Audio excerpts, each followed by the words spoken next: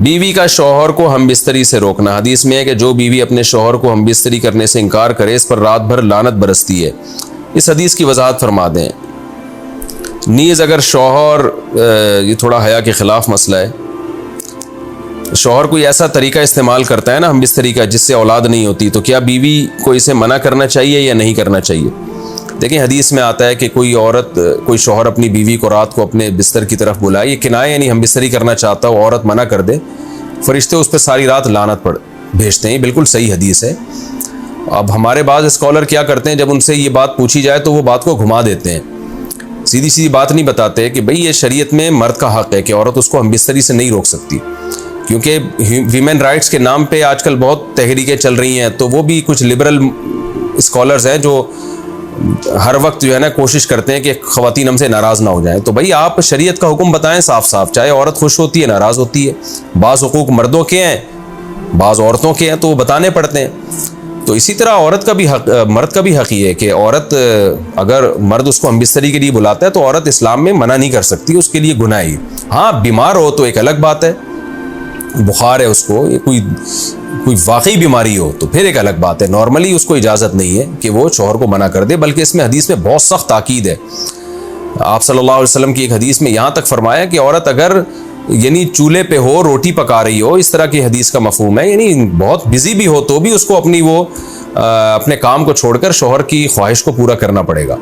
और ये नेचर के भी मुताबिक है, क्योंकि मर्द में जब ये सेक्स की ख्वाहिश पैदा होती है और उसको कुचला जाए तो मर्द बहुत ज़्यादा डिस्टर्ब होता है। ख़वातीन इसमें अपने आप को मर्दों जैसा समझती हैं, वो समझती हैं हमारा इसमें वही हक़ है जो मर्द का हक़ है। भाई अल्लाह ने दोनों की डिज़ायर्स में ज़मीन आसमान का फ़र्क रखा है, तो मर्द को बहुत ज़्यादा नुकसान होता है इससे, वो बहुत ज़्यादा मेंटली डिस्टर्ब होता है इससे, क्योंकि अल्लाह ने ये डिज़ायर्स औरत की निस्बत मर्द में बहुत ज़्यादा रखी है, थोड़ी ज़्यादा नहीं बहुत ज़्यादा रखी है। तो मेडिकली ये बात साबित हो चुकी है। तो दूसरा, एक तो मेंटली बहुत ज़्यादा डिस्टर्ब होता है वो, दूसरी बात ये कि फिर उसके गुनाह की तरफ तवज्जो जाएगी, वो हराम कामों की तरफ जाएगा। तो इसलिए औरत को इस बारे में मर्द का साथ देना चाहिए। यहाँ फ़ौरन बाज़ ख़वातीन ये सवाल पूछती है कि अच्छा अगर औरत के दिल में ख्वाहिश हो और मर्द वो ख्वाहिश पूरी ना करे तो क्या मर्द पे भी लानत होती है? तो उसका सीधा सीधा जवाब ये है कि नहीं, मर्द पे लानत नहीं होती। उसकी वजह यह है, दो और दो चार की तरह मैं साफ बात करूंगा। वजह उसकी यह है कि औरत के लिए मर्द की इस ख्वाहिश को पूरा करने में औरत की कोई एनर्जी नहीं इस्तेमाल हो रही, जबकि अगर मर्द का मूड ना हो और औरत का मूड हो तो फिर मर्द अपने आप को प्रिपेयर नहीं कर सकता, इसके लिए बहुत तकल्लुफ करना पड़ेगा उसको। अखलाकी तौर पर तो ठीक है, मर्द को यही हुक्म दिया जाएगा कि ज़ौजा की ख्वाहिश को पूरा करे, लेकिन उस पर शरीयत ने लाजिम नहीं किया है, क्योंकि एक चीज़ मर्द के इख्तियार में नहीं है तो लाजिम कैसे हो सकती है? यानी एक आदमी का वो जहनी तौर पर तैयार ही नहीं है उसके लिए, तो मर्द के लिए तो जब तक जहनी तौर पर तैयार ना हो ये अमल कर नहीं सकता, जबकि औरत कर सकती है। तो एनर्जी जो इस्तेमाल होती है ना इसमें बहुत ज़्यादा, वो तो मर्द की एनर्जी यूज़ होती है। तो शरीयत उसको कैसे पाबंद बना सकती है कि उसके जहनी तौर पर वो मेंटली तैयार से यानी एक अमल कर सकता है? तो ये जुल्म होता है उसके ऊपर कि वो मेंटली तैयार नहीं है और उसको शरीयत कहे कि अगर बीवी आपसे मुतालबा कर रही है और आप मुतालबा पूरा नहीं करोगे तो आप पर लानत होगी। तो वो उस लानत से बचने के लिए अपने आप को मेंटली कैसे तैयार करेगा? बाज़ दफ़ा तैयार कर लेता है, बाज़ दफ़ा नहीं हो पाता। इसका तो दिमाग से बहुत गहरा ताल्लुक है। तो इसलिए मर्द के लिए तो शरीयत ने हुक्म यह किया है कि 4 महीने में कम से कम एक दफ़ा उस पर लाजिम है कि वो अपनी ज़ौजा की ख्वाहिश को पूरा करे।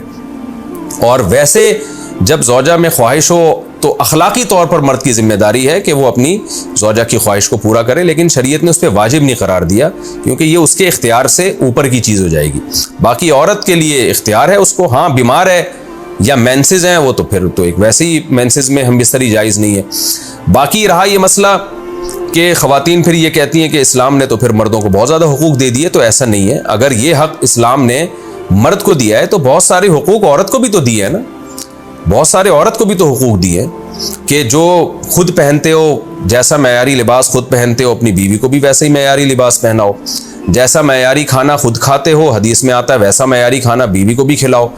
तो ये भी तो औरत को भी तो हुकूक दिए हैं। हमारी ख़वातीन जिस वेस्टर्न कल्चर को फॉलो कर रही हैं उस कल्चर में तो ये है कि औरत शौहर को हमबिस्तरी से रोक सकती है, शौहर बीवी को भी रोक सकता है, यानी शौहर भी मना कर सकता है, औरत भी मना कर सकती है। वहाँ दोनों के हुकूक सेम है, लेकिन फिर वो इतने सेम है कि फिर वहाँ मर्द के ज़िम्मे औरत के ज़िम्मे यानी मर्द के ज़िम्मे औरत का नान नफ़क़ा भी नहीं है। तो फिर गैस बिजली के बिल भी औरत यानी मर्द के जिम्मे नहीं है। तो फिर खवातीन से लेना है ना वेस्टर्न कल्चर को, तो फिर पूरा लेना वहां से। तो फिर शौहर क्यों गैस बिजली का बिल जमा करा रहा है, बच्चों की स्कूल की फीसें शौहर क्यों दे रहा है, शौहर नान नफका क्यों दे रहा है? तो जब इस्लाम ने कुछ हुकूक औरत को दिए हैं तो कुछ शौहर को भी दिए हैं, तो इसी तरह से बैलेंस हमारी सोसाइटी में कायम होगा। तो इसलिए ख़वातीन को ये नहीं करना चाहिए, क्योंकि बहुत सी ऐसी शिकायतें आती हैं जिसमें मर्द बहुत ज़्यादा डिस्टर्ब होता है, फिर वो उनकी लड़ाइयाँ होती हैं, तलाक़ें होती हैं। औरत इसको नॉर्मल ले रही होती है, मर्द के दिमाग पे शहवत का एक जुनून चढ़ा हुआ होता है। जब बीवी उसको मना करती है वो बहुत ज़्यादा मेंटली डिस्टर्ब होता है, और फिर वो मारधाड़ तक नौबत भी आती है, फिर वो तलाक़ों तक नौबत भी आती है। तो ये बहुत गलत चीज़ है। हमारे नबी सल्लल्लाहु अलैहि वसल्लम ने जब औरत को हुक्म दिया है कि मर्द की ख्वाहिश को, अपने शौहर की ख्वाहिश को पूरा करे, तो इसी में खैर है। औरत को चाहिए उस वक्त चाहे दिल ना भी चाह रहा हो, अपने शौहर की इस ख्वाहिश को पूरा कर दिया करें। उसके वक्ती तौर पर तो आपको नुकसानात नज़र आएंगे, लेकिन लॉन्ग टर्म में उसके फ़ायदे हैं, इससे घर में फ़ायदे हासिल होंगे और इस्लाम की मान के चलने में ही औरत के लिए खैर है। रहा यह मसला कि शौहर अगर कोई ऐसा तरीका इख्तियार करता है हमबिस्तरी का जिसमें वो औलाद को रोकता है, तो इसमें यह ज़रूरी है कि बीवी की परमिशन हो। वो औरत की परमिशन के बगैर ये काम नहीं कर सकता। तो क्योंकि औलाद दोनों का हक़ है, औलाद को रोकने के लिए दोनों की परमिशन होगी तो औलाद रोकी जा सकती है। अगर दोनों में से एक की भी परमिशन नहीं है तो फिर औलाद रोक नहीं सकते। दूसरी शादी को मेंशन करना लाजिम है। क्या दूसरी शादी में निकाह नामे में दूसरी शादी का लिखना ज़रूरी है, या दूसरी शादी के वक्त दूसरी शादी का बोलना ज़रूरी है? आरिफा सुल्ताना इंडिया से। नहीं जी, ना लिखना ज़रूरी है ना बोलना ज़रूरी है। अलबत्ता दूसरी बीवी जिससे शादी हो रही है उसको बताना ये ज़रूरी है कि पहले से मैं शादीशुदा हूँ, मेरी एक बीवी मौजूद है। इस सेंस में ज़रूरी है कि अगर आपने नहीं बताया तो इसके साथ धोखा है, और धोखा इस्लाम में हराम है। निकाह तो हो जाएगा, आप बताएं या ना बताएं, निकाह तो नाम है इजाब व कबूल का, वो तो हो जाएगा, रजिस्ट्रेशन भी हो जाएगी उसकी पाकिस्तानी कानून में। लेकिन उसमें अगर आपने दूसरी बीवी को नहीं बताया कि मेरी पहले से मौजूद है, तो ये धोखा बहरहाल है और धोखे का गुनाह होगा। बाज़ लोग दूसरी शादी कर रहे होते हैं और उसको बता नहीं रहे होते कि मेरे निकाह में पहले से बीवी मौजूद है।